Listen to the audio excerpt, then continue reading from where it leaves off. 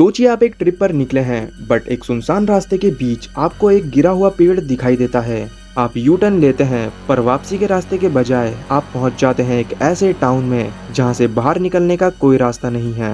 Welcome to the world of from. यहाँ दिन में सब नॉर्मल रहता है पर सूरज ढलते ही शुरू होता है मौत का असली सिलसिला। रात को निकलते हैं कुछ ऐसे क्रीपी मॉन्स्टर्स जो दिखते तो बिल्कुल हम इंसानों जैसे हैं लेकिन वो होते नहीं।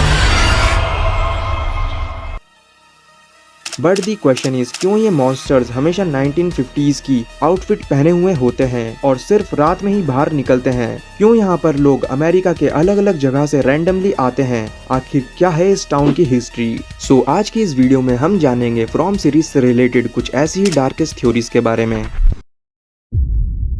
फ्रॉमविल कोई एक नॉर्मल जगह नहीं बल्कि एक सुपर नेचुरली कर्स्ड लैंड है। सदियों पहले यहाँ कोई एंशिएंट रिचुअल किया गया था जो कि शायद गलत हो गया एंड इसी रिचुअल की वजह से एक ऐसा कभी ना खत्म होने वाला श्राप निकल आया जो हर उस इंसान को निगल लेता है जो इस टाउन में आता है। जेड ने टनल में जो बच्चे देखे थे उनका तरीका बिल्कुल किसी रिचुअल जैसा ही लग रहा था। हो सकता है कि फ्रॉमविल एक ऐसी जगह रही हो जहां मासूम बच्चों की बलि या उन्हें सैक्रिफाइस किया जाता था। इसी वजह से वेक्टर की मॉम और टैबिथा को हमेशा से लगा कि अगर वो उन बच्चों को बचा लेती हैं तो शायद से ये रास्ता खुल जाए और वो बाहर निकल सके। यहाँ तक कि जब मैथ्यू फैमिली वहाँ आती है तो सारा के दिमाग में जो आवाजें थी उन्होंने उसे ईथन को मारने के लिए कहा था क्योंकि वो भी एक बच्चा था और शायद इस कर्ज का हिस्सा था। फैंस का मानना है कि या तो फ्रॉमविल कोई परगेटरी है या फिर एक ऐसी श्रापित जमीन जो रेस्टलेस एंटिटी से भरी हुई है। एंड हमें ऐसा लगता है कि उस टाउन में आने वाले लोग एक्चुअली रैंडम ट्रेवलर्स नहीं हैं बल्कि वो सब किसी ना किसी तरह से उस जगह से कनेक्टेड पुरानी सोल्स के रीइंकार्नेशन हैं। क्योंकि शो में क्लियरली दिखाया गया है कि लोग अमेरिका के अलग अलग स्टेट्स और सिटीज से अलग अलग टाइम पर रोड तक पहुंचते हैं। कोई फिक्स्ड रूट या पैटर्न नहीं है।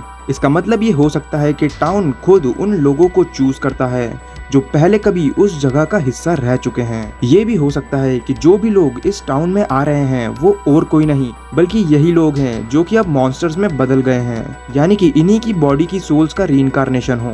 एंड एज वी नो कि जो भी मॉन्स्टर्स बने हैं वो बॉडीज उस इवल एंटिटी के कंट्रोल में हैं एंड उनकी बॉडी की सोल्स शायद ये जगह की कर्ज साइकिल में फंसी हुई है जहाँ बार बार जब भी वे नए जन्म लेते हैं ये जगह द्वारा उन्हें वापस खींच लिया जाता है बिना कॉन्शियसली याद रखे कि वो पहले भी यहाँ रह चुके हैं। इस थ्योरी से रिलेटेड और भी डिटेल्स हैं जिसे हम नेक्स्ट वीडियो में एक्सप्लेन करेंगे। सो इस रीइंकार्नेशन वाली थ्योरी को और स्ट्रॉन्ग बनाता है टैबिथा और मिरांडा का कनेक्शन। टैबिथा का कैरेक्टर विक्टर की मां मिरांडा से इतना ज्यादा रिजेंबल करता है, सिर्फ लुक्स और बिहेवियर में नहीं बल्कि विजन्स और इमोशंस में भी। ये लगता है कि टैबिथा असल में मिरांडा की ही सोल का रीइंकार्नेशन हो सकती है जिसके हिंट हमें शो में मिलते भी हैं। उसी तरह जेड और क्रिस्टोफर के बीच भी पैरेलल्स दिखाए गए हैं, जैसे हिस्ट्री खुद को वापस रिपीट कर रही हो सकता है कि टाउन के अंदर हर जनरेशन में वही सोल्स नए नाम और नई बॉडीज के साथ वापस आ रही हों और इसी वजह से कुछ लोगों को विजन्स, डेजावू या अनएक्सप्लेन्ड कनेक्शंस फील होते हैं। ये थ्योरी एक्सप्लेन करती है कि क्यों टाउन सिर्फ स्पेसिफिक लोगों को अट्रैक्ट करता है और क्यों उनमें से कई कैरेक्टर्स अननोइंगली पास्ट इवेंट से कनेक्टेड लगते हैं। अगर हम ध्यान से देखें तो फ्रॉमविल के मॉन्स्टर्स कभी भी रैंडम क्रिएचर्स नहीं लगते। हर मॉन्स्टर एक स्पेसिफिक आइडेंटिटी कैरी करता है। ये हिंट देता है कि एक टाइम पर ये लोग भी एक नॉर्मल कम्युनिटी का हिस्सा हुआ करते थे। थ्योरी के अकॉर्डिंग फ्रॉम का ये टाउन 1940s और 50s का एक छोटा सा टाउन था जहां आम लोग रहते थे, लेकिन फिर उन्होंने किसी सुपरनेचुरल फोर्स यानी कि दी एंटिटी के कांटेक्ट में आकर एक फॉरबिडन रिचुअल परफॉर्म किया। उनका गोल था इमॉर्टलिटी। उन्हें लगता था कि अगर वो कोई डार्क सैक्रिफाइस या फिर स्पेसिफिकली बच्चों की बलि को कंप्लीट कर देंगे तो वो कभी नहीं मरेंगे। लेकिन यहीं पर एंटिटी ने उनके साथ असली गेम खेला। एंटिटी ने टेक्निकली उन्हें अमर तो बना दिया पर इंसान के रूप में नहीं बल्कि एक मॉन्स्टर के रूप में। उसने उनकी सोल को उनकी बॉडी से अलग कर दिया और उन्हें बस एक एम्प्टी वेसल बना दिया, एक चलती फिरती बॉडी जिसमें ह्यूमैनिटी खत्म हो चुकी थी। इसीलिए मॉन्स्टर्स के अंदर की इमोशन, एम्पैथी या नॉर्मल ह्यूमन इंस्टिंक्ट्स नहीं बचे। वो सिर्फ एक इविल शेल बन गए जो कि एंटिटी की विल फॉलो करते हैं। इसी वजह से उनका बिहेवियर भी अजीब है।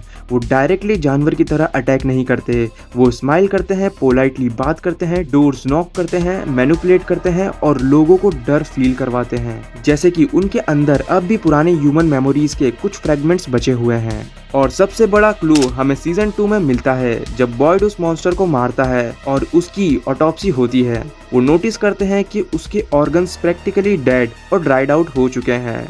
बॉडी टेक्निकली जिंदा नहीं लगती, फिर भी वो मॉन्स्टर चल रहा होता है। ये प्रूव करता है कि मॉन्स्टर बायोलॉजिकल लाइफ पर सरवाइव नहीं करते, बल्कि उन्हें कोई सुपरनैचुरल फोर्स चला रही है एंड अब वो बस सिर्फ एक पपेट है। इस थ्योरी को और भी स्ट्रॉन्ग बनाता है उनका अपीयरेंस।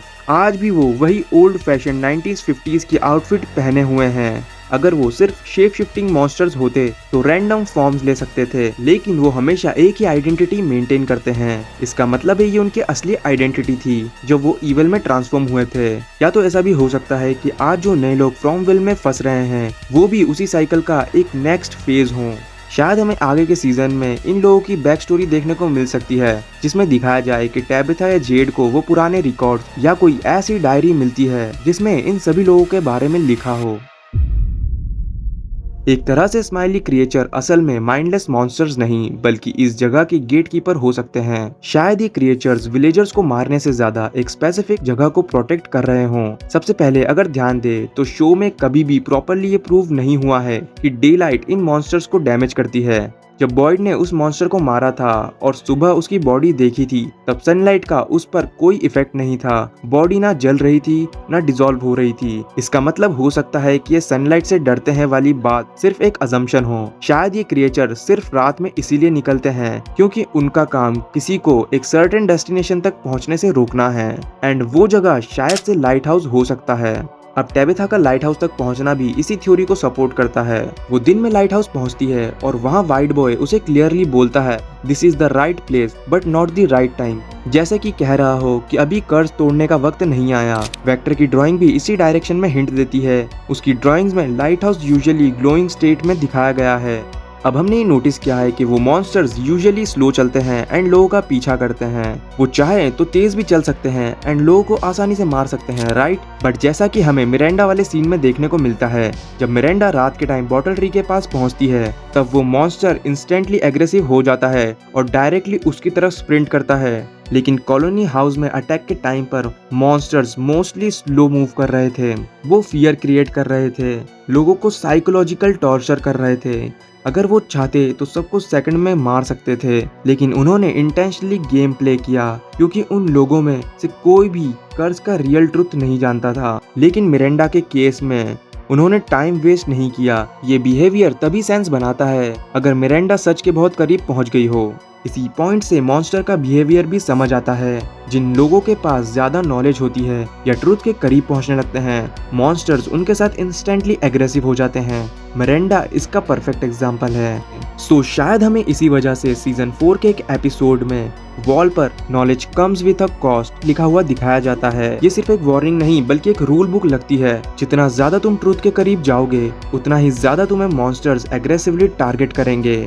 शायद फ्रॉमविल का पूरा सिस्टम इसी प्रिंसिपल पर चल रहा है। Ignorance keep you alive but the knowledge give you a chance to break the curse with a heavy price.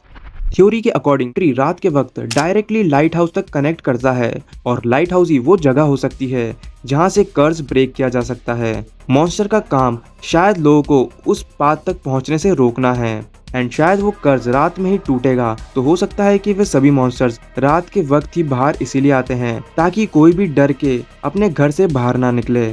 अब सबसे बड़ा डाउट आता है, अगर ट्री इतना इम्पोर्टेंट है तो जूली और वेक्टर जब रात में उसके अंदर गए थे तब वो लाइट हाउस की जगह एक सेफ लोकेशन पर कैसे पहुंच गए? यहाँ थ्योरी का सबसे इंटरेस्टिंग पार्ट आता है। ट्री से डेस्टिनेशन पहुंचने का रास्ता शायद इंसान के माइंडसेट और इंटेंशन पर डिपेंड करता है। टैबिथा एंड मिरांडा दोनों ही ट्रूथ डिस्कवर करना चाहती थी, कर्ज तोड़ना चाहती थी, बच्चों को बचाना चाहती थी। उनके इंटेंशन और नॉलेज उनके आंसर से कनेक्टेड थे, इसीलिए ट्री ने उन्हें लाइट हाउस तक भेजा। लेकिन जूली और विक्टर उस वक्त सिर्फ सरवाइव करना चाहते थे। कॉलोनी हाउस अटैक के टाइम उनका फोकस एस्केप और सेफ्टी था, इसीलिए ट्री ने उन्हें सेफेस्ट पॉसिबल लोकेशन पर टेलीपोर्ट कर दिया। सो ये थी वो सारी थ्योरीज। आपको कौन सी थ्योरी सबसे ज़्यादा लॉजिकल लगी नीचे कमेंट्स में ज़रूर बताएं। अगर आपके पास भी कोई थ्योरी है तो कमेंट ज़रूर करें, नेक्स्ट वीडियो में हम इसे ज़रूर इंक्लूड करेंगे।